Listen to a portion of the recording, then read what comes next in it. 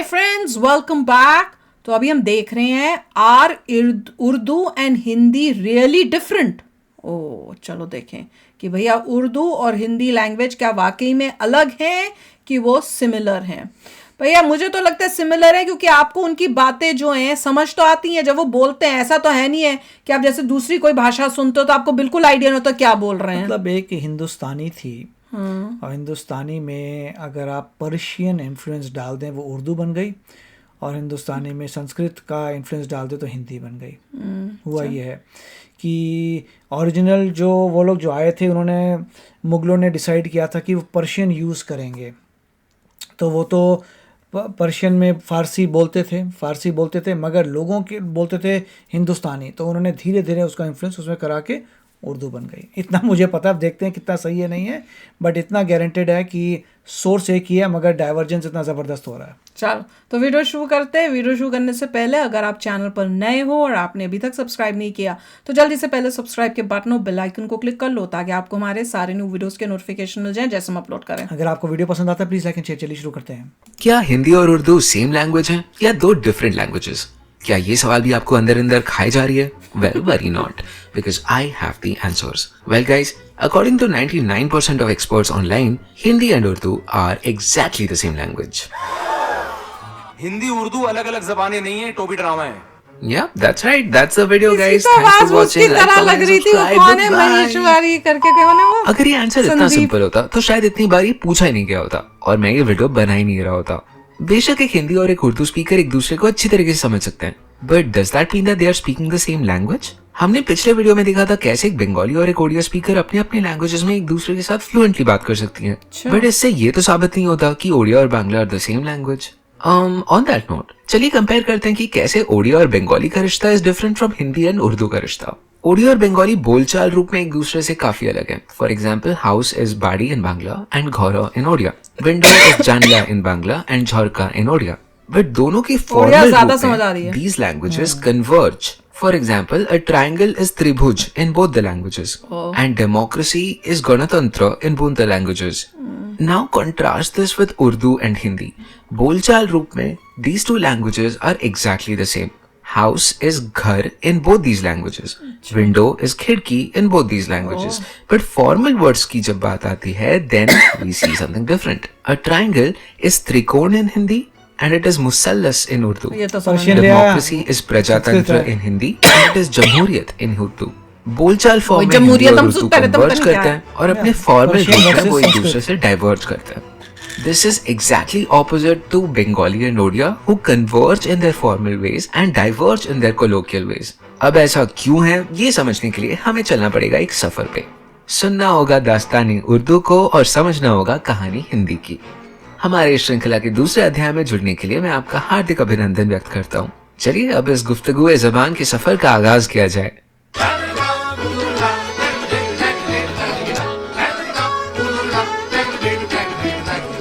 उर्दू तो उल्टी पड़ी जाती है ना? Persian, they just took Persian. उल्टी पढ़ते हैं ना? Script is Persian. दुनिया की सबसे ज्यादा बोलने वाले भाषाओं की लिस्ट में हिंदी आता है नंबर 3 पे विद 60 करोड़ स्पीकर्स और उर्दू आता है नंबर 10 पे विद 23 करोड़ स्पीकर्स। यानी कि अगर हम हिंदी और उर्दू को सेम लैंग्वेज की तरह ट्रीट करें, then the total speakers of Hindi and Urdu would exceed the total population of Europe. Anyway, Hindi is an official language of India and also Fiji, जबकि Urdu is both the official and the national language of Jamhuriyat Pakistan. आप में से कुछ लोगों को जान के ये शायद हैरानी होगी कि हिंदी और उर्दू दरअसल सेम लैंग्वेज फैमिली से आते हैं, the Indo Aryan language family, यानी कि इनका कॉमन ओरिजिन संस्कृत से हुआ है। टेक्निकली स्पीकिंग शौरसेनी प्रकृत से। मैं आपके लिए शौरसेनी प्रकृत में एक गाना प्ले करना चाहूंगा ताकि आप फील कर पाओ कि उर्दू और हिंदी का ये कॉमन पूर्वज संस्कृत से कैसे अलग साउंड करता था। ये गाना है from the film Ship of Theseus by Anand Gandhi and all you art film lovers should definitely check it out. Anyway, let's hit it. ना हम जानामि कंपि देवम न दैवम णद्धि श्रोणीयन्ता णद्धि सग्गा भूमिणा निर्यम्। संस्कृत का कितना इफेक्ट है? नो जगत्ताणो विकतायाणाय जगहि सरोकोवि। सुंदर है। ब्रह्मणो चैव दण्डं हंसयमेवा सट्ठा भूताय मे सुहदुह पिया पिया संजो. Notice how in these lines we are starting to see Sanskrit almost decompose. Correct. Nasti becomes Ranathi, Ishvaraha becomes Isro, Swarga Bhumi becomes Sagga Bhumi, Narakam becomes Nirayam. You see, Sanskrit was basically the educated person's language. The uneducated people or the common people basically वो सब प्राकृत में बात करते थे. And because प्राकृत का कोई fixed grammar नहीं था, it was subject to a lot of variations. हर कोस पर पानी बदले ये statement आज भी सही है और तब भी सही था. साल 1000 तक ना हिंदी थी और ना उर्दू, बट जो थे वो थे शौरसेनी प्रकृत के अनेक वेरिएशंस, जैसे कि ब्रज भाषा, अवधी, कन्नौजी, खड़ी बोली इत्यादि इत्यादि. इस मैप पे जो लैंग्वेजेस आप ऑरेंज में देख रहे हो वो सारे शौरसेनी प्रकृत के एक फॉर्म थे. अब जैसा कि आपको पता है, साल 900 से ऑलमोस्ट 1600s तक, दैट इज ऑलमोस्ट 700 इयर्स तक भारत में मुस्लिम रूलर्स का शासन चल रहा था. Most of these rulers like the Ghaznavids, the Khiljis, the Tughlaqs, ये सारे टर्की और अफगानिस्तान के ओरिजिन के थे. बट इंटरेस्टिंग बात यह है कि भारत को रूल करने के दौरान उन्होंने ना उज़्बेकी और ना पश्तो, इनमें से कोई भी लैंग्वेज यूज नहीं किया. Instead they used a language जो 700 साल तक इंडिया का ऑफिशियल लैंग्वेज बना रहा, और वो जबान थी फारसी या Persian. You see, Persian was kind of like the English of that time. It was the elite language, the language spoken by the powerful people. काफी कुछ संस्कृत की तरह. Persian की भी एक बहुत लंबी हिस्ट्री रही है. The language is far older than Islam. In fact, generally लोग सोचते हैं कि Persian must be kind of like Arabic because both of them are like Muslim languages. But ऐसा सोचना सही नहीं है. You see, Arabic is a Semitic language. इसका Indo-Aryan family के साथ कोई नाता नहीं है. It is more related with languages like Hebrew. Persian, however, is part of the Indo-European language family. Old Persian और Sanskrit, in fact, एक भाषा से ही originate हुए थे. And together they made the Indo-Iranian family. Just to feel the flavor of Old Persian, let's listen to the Zoroastrian recitation in Avestan, the name for the old language of Old Persian. Let's try to see if we get some flavors of Sanskrit here.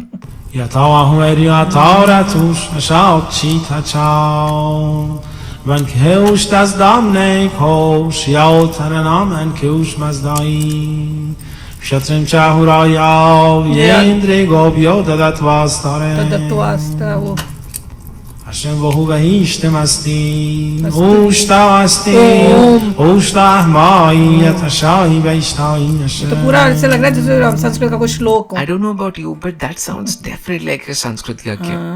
In fact, आज भी अगर हम Persian numerals देखें, then they seem exactly like Sanskrit numerals. Amazing video यार. 2 3 4 4 5 5 In fact, these famous lines to describe the beauty of Kashmir. Gar firdaus barue zamiyast, अमियस्तो अमियस्तो सुना है अमियस्त. मैंने. अगर पृथ्वी में कहीं स्वर्ग है तो यही है, यही है, यही है. Here you can see that the ast is exactly from the Sanskrit asti.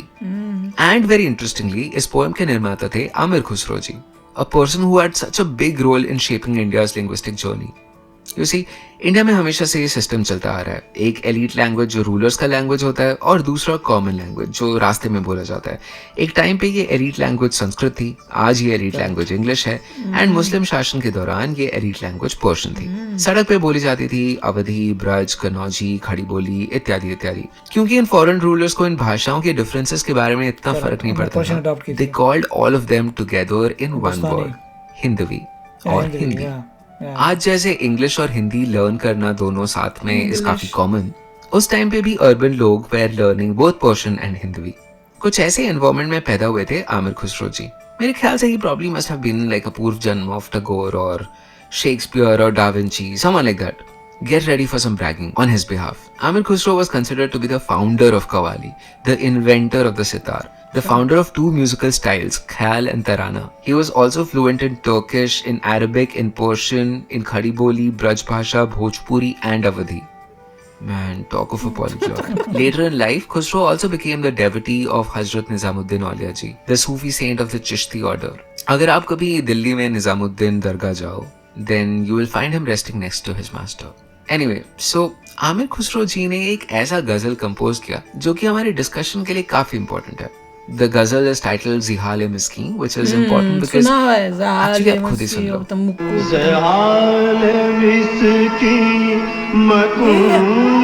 रेखा के साथ नहीं सुना था.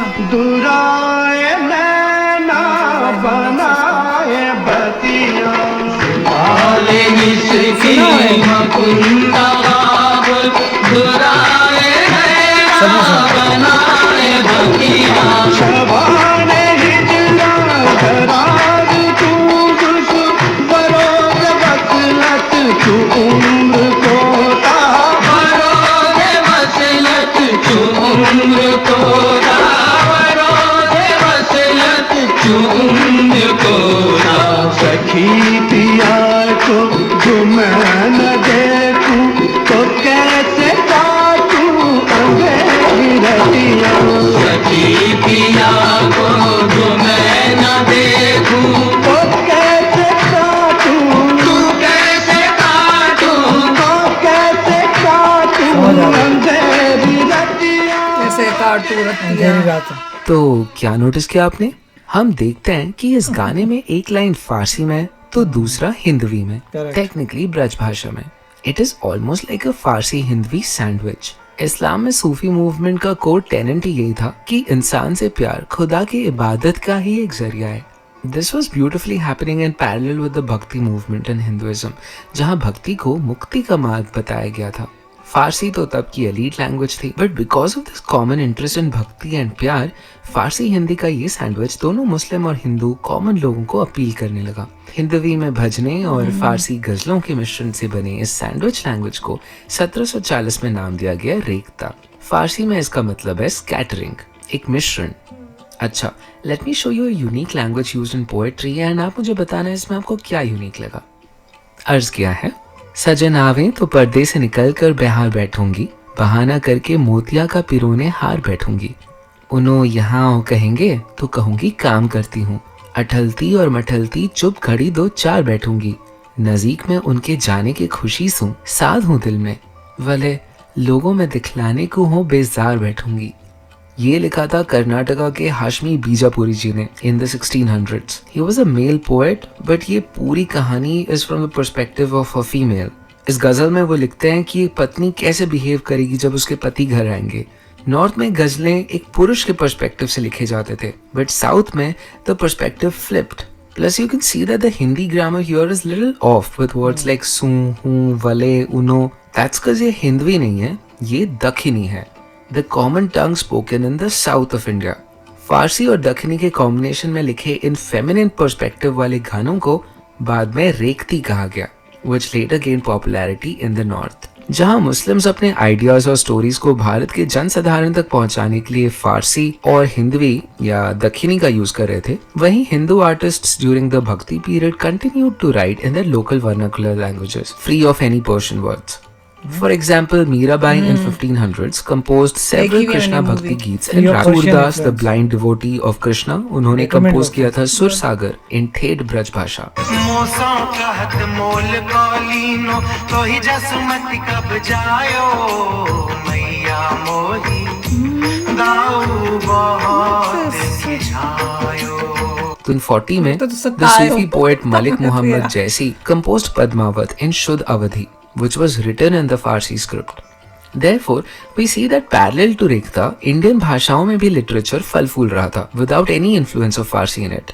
But हाँ, लिटरेचर के बाहर बाजारों में, सड़कों में, मुगल आर्मी के बराकों में, जहाँ कहीं फारसी बोलने वाले लोग और भारतीय भाषाएं बोलने वाले लोग एक दूसरे से मिलते थे, वहाँ जरूरत महसूस पड़ी एक लिंक Common लैंग्वेज की. रेख्ता जो चीज लिटरेचर में कर रही थी, फारसी और हिंदवी का सैंडविच बनके वो रियल वर्ल्ड में आते आते सैंडविच से सैलड बन गई. हिंदवी और Farsi words were mixing fluently and that is how Urdu was born. बहुत ही अच्छा वीडियो बनाया, इतना इन्फॉर्मेटिव. इसका सेकंड पार्ट भी करेंगे. आप लोग कई बारी बड़े वो हो जाते हो, उदास हो जाते हो, गुस्से हो जाते हो It's very कि आप पूरे वीडियोस नहीं करते. ये देखिए वो जो नॉलेज थी उसमें और ऐड कर रहे हैं, which is very nice to see. और यही डिफरेंस नज़र आता है कि मैं तो ये कहूँगा इन्वेडर्स आए, पर्शियन इन्फ्लुएंस लेके आए, अदरवाइज तो संस्कृत का ही पूरा डायरेक्शन जाती. और कितना मतलब कई जैसे वो दिखा रहे थे, वहां पे भी आपको दिख रहा है संस्कृत, वो जब दिखाया, उन्होंने दिखाया ना, वो पूरा उसमें संस्कृत के इतने, और ओम ज़ोरास्ट्रियन जो है, ओम ओम ओरिजिनल जो पर्शियन बोल रहे हैं, ज़ोरास्ट्रियन वाली ओरिजिनल जो है उसमें संस्कृत का इन्फ्लुएंस था।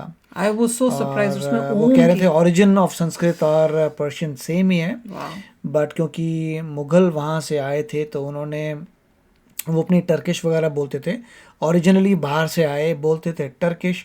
यहाँ पे जब देखा लोगों को कि टोटली डिफरेंट लैंग्वेजेस हैं, उन्होंने चूज़ किया कि पर्शियन अडॉप्ट करेंगे, फिर उन्होंने पर्शियन अडॉप्ट की विच इज़ फारसी। और नॉर्मल लोग हिंदुस्तानी बोल रहे थे, हिंदुस्तानी चलती रही, धीरे धीरे उन्होंने कोशिश की, पर्शियन इन्फ्लुएंस बढ़ता रहे, डिटरमिन्ड लोग थे जो कोशिश करते रहे कि संस्कृत बढ़ती रहे। आफ्टर इंडिपेंडेंस हिंदी में अब संस्कृत इन्फ्लुएंस बहुत ज़्यादा बढ़ गया है, which is a great thing. और पाकिस्तान उल्टा काम कर रहा है कि उसमें पर्शियन इन्फ्लुएंस लेके आ रहा है। इसीलिए जब हम सुनते हैं कभी भी वहाँ की न्यूज़ सुनते हैं या उन लोगों की वोकैबुलरी देखते हैं तो हमें कुछ समझ नहीं आता, क्योंकि उन्होंने और भी उसमें पर्शियन इन्फ्लुएंस करते गए हैं, और वो उन लोगों को अपने रूट से दूर होते जा रहे हैं। शुद्ध भाषा, हमारी शुद्ध हिंदी कोई बोलेगा तो वो उनको समझ नहीं आएगी, क्योंकि हम संस्कृत को अडॉप्ट कर रहे हैं जो हमारी ओरिजिनल भाषा थी। हम अपने रूट्स को अडॉप्ट कर रहे हैं, वो वो रूट्स को छोड़ के किसी और बाहर वालों के कर रहे हैं, क्योंकि वो तो देख लो फारसी ले रहे हैं जो उनकी ओरिजिनल नहीं है, तो वो फारसी अडॉप्ट करें किसी और की भाषा, और हम लोग अपनी भाषा के पास जा रहे हैं। ये है difference between us and them. तो चलो आप भी शेयर करना अपने थॉट्स, चलते हैं, मिलेंगे नेक्स्ट वीडियो में बहुत ही जल्द। Till then take care and bye bye. तो अगर आप मेरे इस चैनल पे नए हो तो जल्दी से सब्सक्राइब के बटन को हिट करो और बेल आइकन को क्लिक करो, ताकि आपको मेरा जब नया वीडियो मैं लगाऊं आपको उसके बारे में जल्दी से पता चल जाए।